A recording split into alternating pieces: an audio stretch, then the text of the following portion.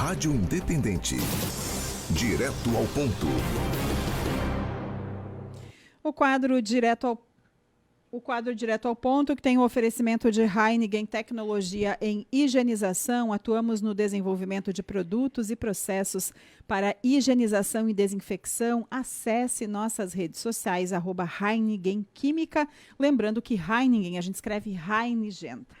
No Direto ao Ponto, às segundas-feiras, a participação do médico psiquiatra Dr. Rafael Moreno, que hoje vai comentar a respeito dos efeitos da sensação de medo para a saúde mental, isso em relação a tudo que aconteceu aí nos últimos dias, né? Fatos ocorridos aqui na nossa cidade, na região, enfim, em outros locais também, mas que acabam gerando essa sensação de medo que muitas vezes até tem algum fundamento. Algumas pessoas passaram por situações ou próximas a algumas situações, vivenciaram, né, alguns casos, mas também tem a questão da sensação de estar com medo. Isso não ajuda em nada a saúde mental, né, doutor Rafael? Com certeza, com certeza. Então, ultimamente, Lajeado específico passou por duas situações, né, do pavor aí nacional em relação aos ataques em colégios e a situação toda dessa série de assassinatos, né, que aconteceram, infelizmente, aqui na cidade, né? Isso gerou tudo um pavor, principalmente entre pais.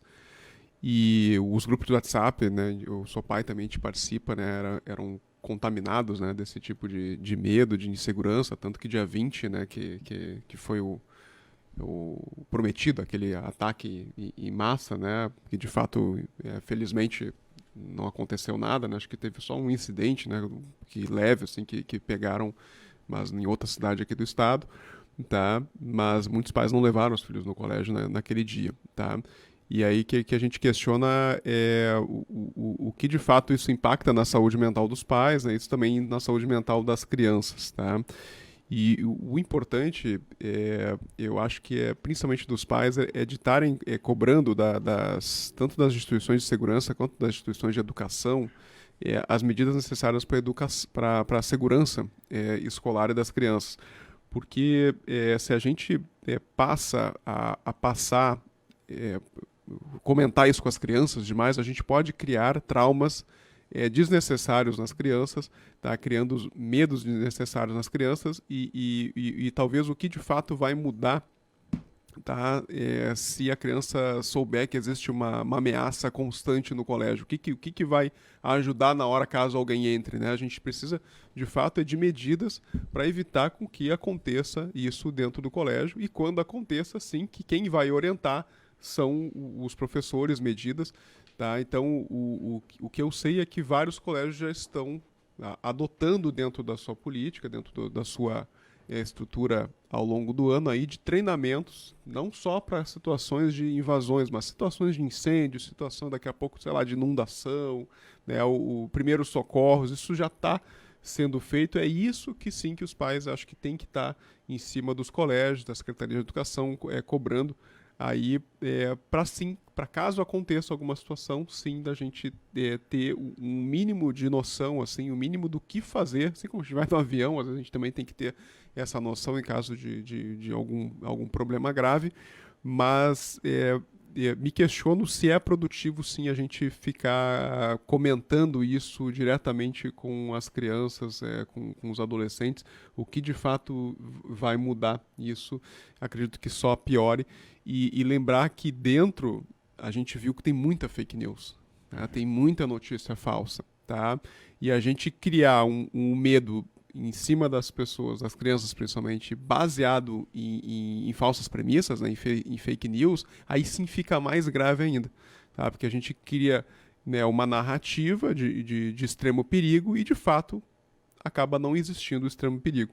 Tá? Então, a gente já sabe que as crianças estão cada vez mais ansiosas, né, por vários motivos, né, pandemia, né, cada vez mais os filhos em famílias de só uma criança, né, superproteção, tem vários fatores aí que estão contribuindo para mais ansiedade nas crianças e ficar inundando as crianças com falsas narrativas, né, de medos que possam acontecer, acho que isso vai prejudicar cada vez mais.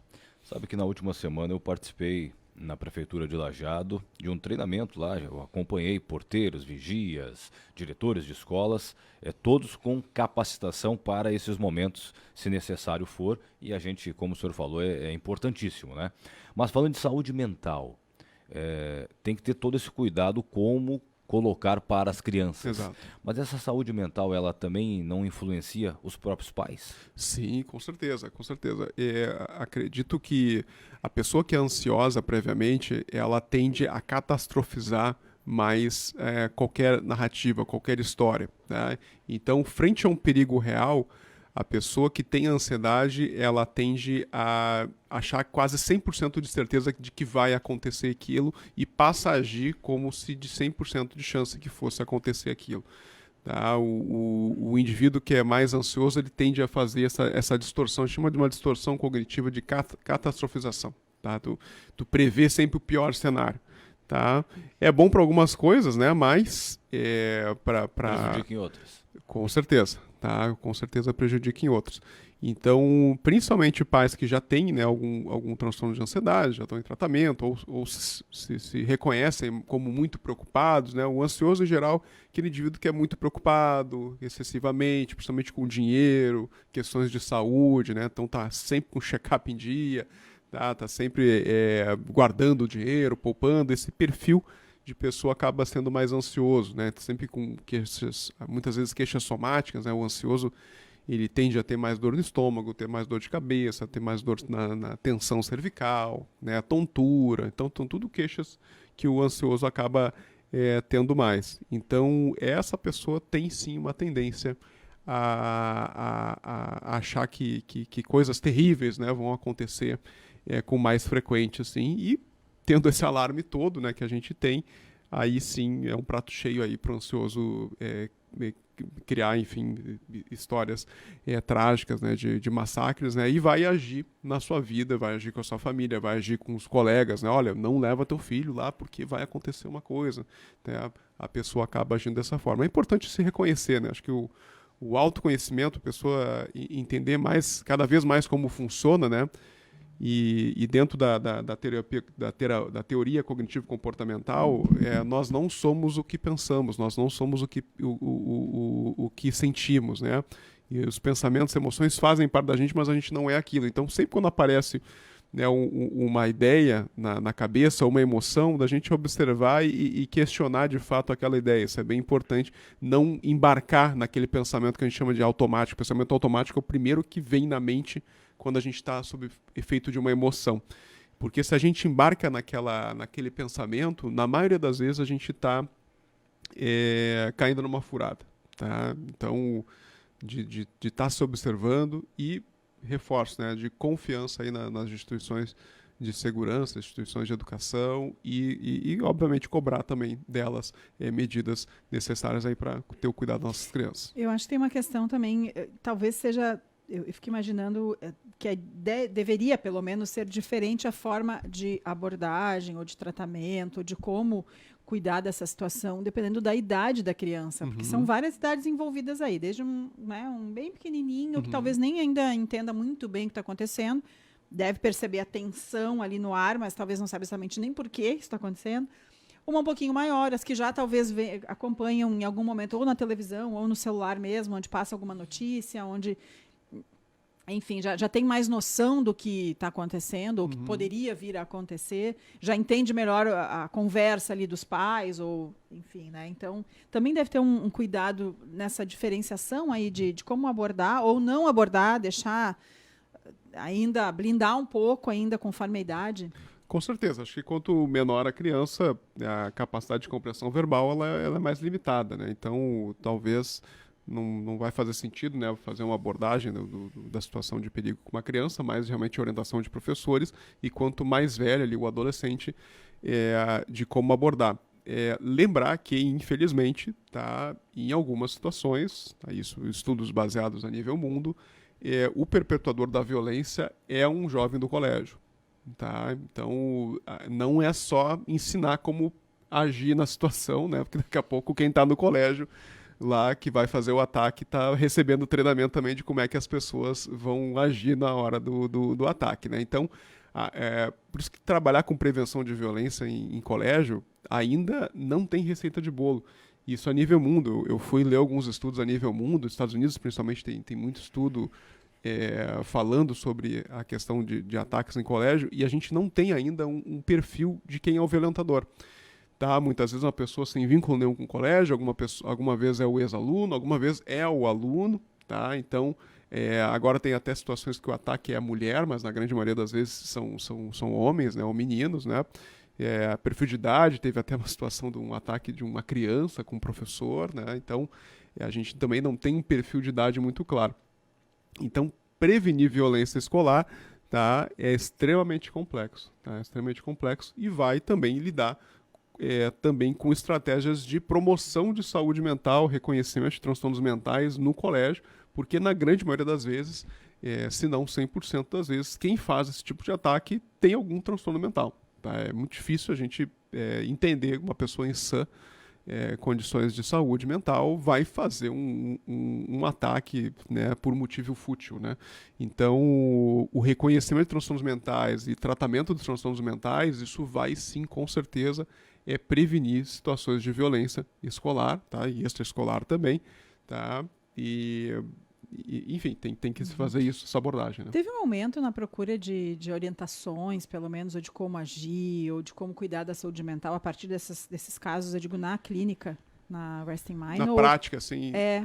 Alguém que procurou em função disso, ou está preocupado por causa disso? Eu acho que não. Acho que veio a demanda dos próprios pais que já vêm em atendimento, né? De fazer. Mas como não tem muito uma fórmula, assim, uma resposta, a gente acaba muito se baseando no que a gente faria também como profissional, né? A gente, como profissional de saúde, a gente muitas vezes acaba dando conselho do que a gente faz, né? Do que a gente faria na determinada situação. Mas é importante buscar, se a pessoa não se sentir bem para lidar com a situação, né? Uma ajuda profissional. Com certeza. O que a gente acaba atendendo, eu atendo aí desde 2013, né? Na região, a gente às vezes detecta, sim, principalmente quando trabalhamos no sistema público, jovens com alto potencial para fazer esse tipo de crime, né? Então, até com situações até de ideia, né? De planejamento, né? Mas isso mais no passado, né? Então, veja bem como é um trabalho em rede, né? Que a gente tem que ter, tá? Beleza, detectamos um aluno com potencial de fazer alguma coisa, né? Seja com o professor, seja com um monte de aluno. Tá? Lembrar que, infelizmente, em termos de saúde mental, o acesso à arma é muito ruim. Tá?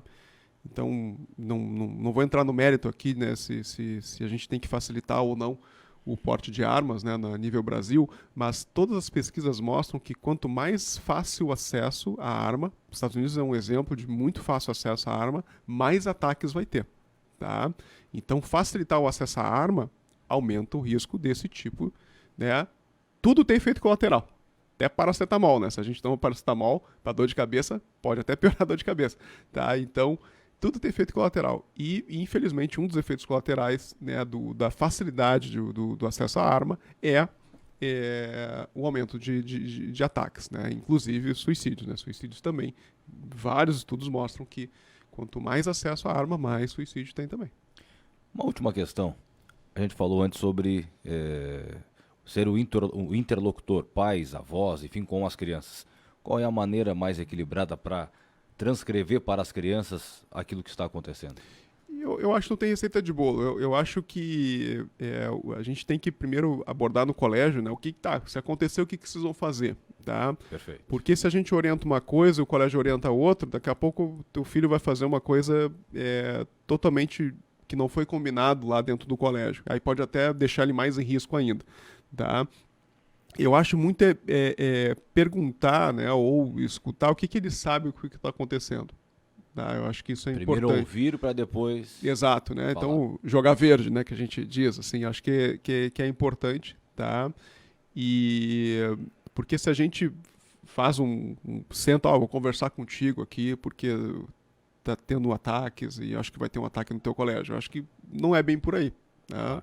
Eu acho que fazer esse tipo de abordagem vai criar daqui a pouco né, um trauma, né, até um excesso, a criança não vai querer mais ir no colégio, enfim, vai estar tenso, vai falar para os outros coleguinhas, vai vir um cara aqui com uma arma, vai fazer um monte de coisa.